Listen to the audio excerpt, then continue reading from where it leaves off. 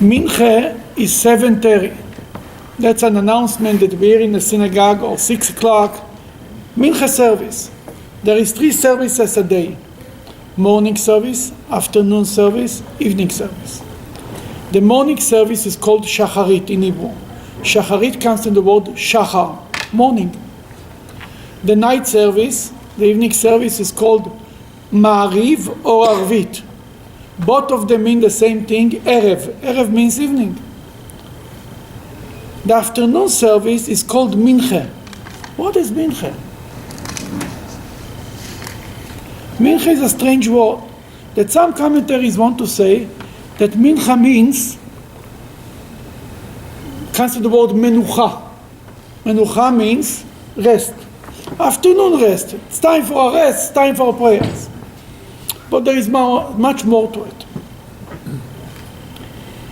This book that we're starting this week to read, Vayikra, Leviticus, is about sacrifices. In sacrifices, God gives us in the Torah different levels. If a person can afford it, he brings a big bowl, right, to offer as a sacrifice. If he cannot afford it, he can bring a sheep, can bring a goat. What if he cannot even afford this? He can bring a bird. Comes to a bird, somebody who really cannot afford much. The Torah says, God says about the bird offering, reach nichoch, it's an aroma to God. God enjoys it because it comes from a broken heart. He doesn't have much. Then the Torah continues. And what if a person cannot even afford a bird to bring to the temple? He can bring a little bit of flour with oil, with some frankincense on top of it, and that's good enough. And this offering of the flour and the oil is called a mincha. What means a mincha in Hebrew? Mincha means a present. The other sacrifices are not called a present. This little bit of flour is called a present. Why? Because of the person who brings it. The person who brings the flour is basically taking away from his mouth, from what he can eat, or from his children, and he brings a little bit of flour to the temple. He brings his soul. That's why in the beginning, when the Torah speaks about regular sacrifice, the Torah says, Adam ki akriv, a man who will sacrifice, a person. When it comes to the mincha offering, to the flour with the oil, the Torah says, nefesh ki takriv. Nefesh means the soul. Why? Because he gives his soul away. From there came from the Alter Rebbe, the first Chabad Rebbe, Reb Shneir Zalman of Liadi, he writes in the book Tanya, he describes what is charity. He gives his life. A person makes a living. He can buy with this food, and he gives it for charity. He gives a piece of his life. A piece of himself he gives. That's nefesh. That's nefesh.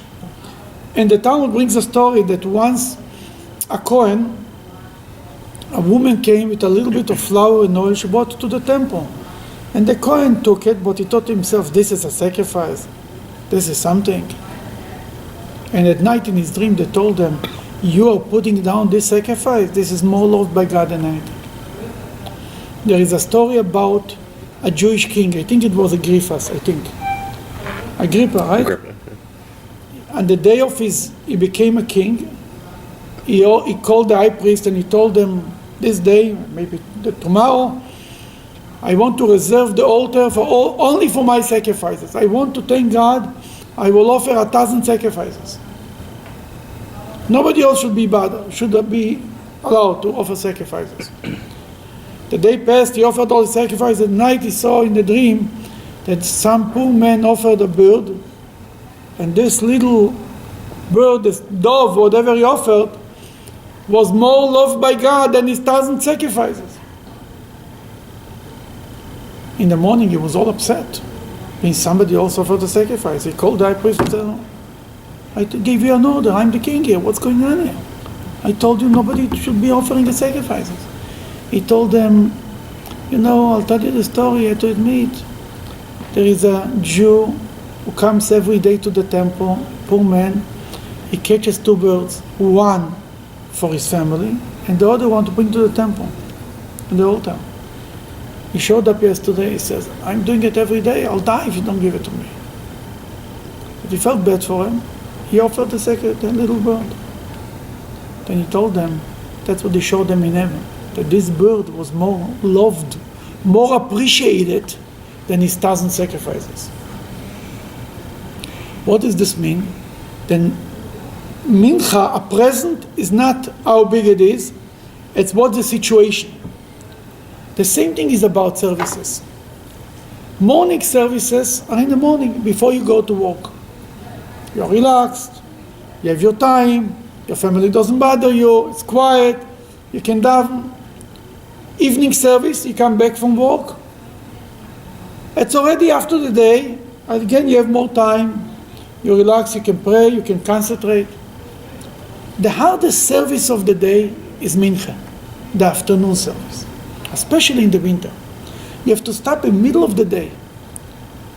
You finally got a conference call. You got all the important people, the buyer, the seller, the this, everybody's on the conference call. And you want to close the deal, and you look out in the window, and it's sunset. You better catch a quick Mincha. Mincha service is the shortest service. A little bit of flour with oil. But it's in the middle of the day. You stop everything you do. You understand that who brings you, who makes you be successful, if the conference call will be successful or not, is God, not the conference call. You stop everything and you go to pray. A small prayer, quick one, in the middle of the day. But it's the hardest part of the day. Therefore, it's a present to God. God appreciates it more than the other services. There is a rabbi in Minnesota. I know him. His name is Rabbi Moshe Feller. He came to Minnesota 50 years ago. As a young man, he tried to make connections. He heard about a Jewish scientist with the name Rabbi Greenberg. He was a NASA scientist. At that time, NASA was very big and he was very important. And he heard that he's involved in the Jewish community. He wanted to meet them. He calls them. The scientist tells him, I'll send you a donation, Rabbi. He says, no, I want to meet with you. He offers the donation, he makes it higher. I'll send you a bigger donation. I don't have time. I want to meet with you. So he insisted, he gave him a date. About 3 months later, 6 months later.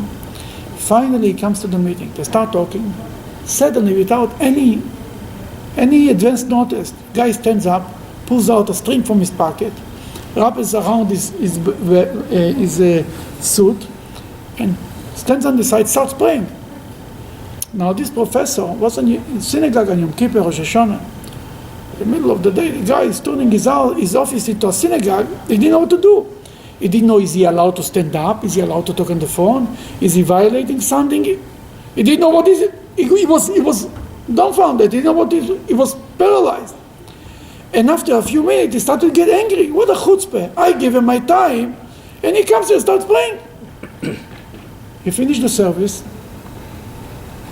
The professor Green, the scientist, looks at him and tells him, Rabbi, your time is over. I gave you my time. You prayed, that's okay, but our appointment is over. Then he told them, thank you very much. I came to ask you to be the chairman of my dinner, but prayers, my commitment to God is even more important. This actually turned them around.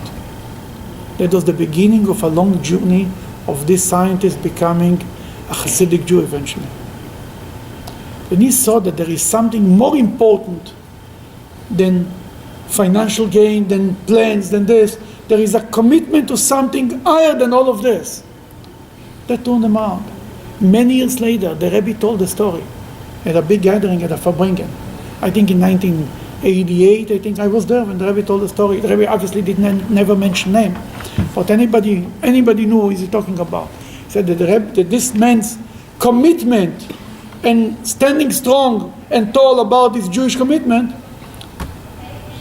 had a bigger influence than what he would say. In life, there is also morning, afternoon, and evening.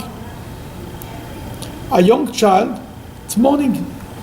He goes to Cheder, he goes to school, he goes to Hebrew school, learns Torah. That's normal. He doesn't make a sacrifice. Then there is people who after retire start to learn Torah. They retired, they have plenty of time, they learn Torah. But what is the hardest time? The hardest time is the Mincha service. In your prime time of your life, in the early afternoon, when you're busy with your children and you're busy with your job and you're trying to make it, and you take time during this time to pray, to learn Torah, to be involved in Jewish things, this is a mincha to God. This is God loves more than everything. Because this is the hardest part of your life, and you still understand that it's more important to give time to God than anything else. That's like an aroma to God. This is a mincha. Even that's maybe a little time. You're rushing every time you're running in, you're running out, you're coming, you're going. But this little bit is very appreciated by God. That's why it's called mincha. That's what the mincha service is all about.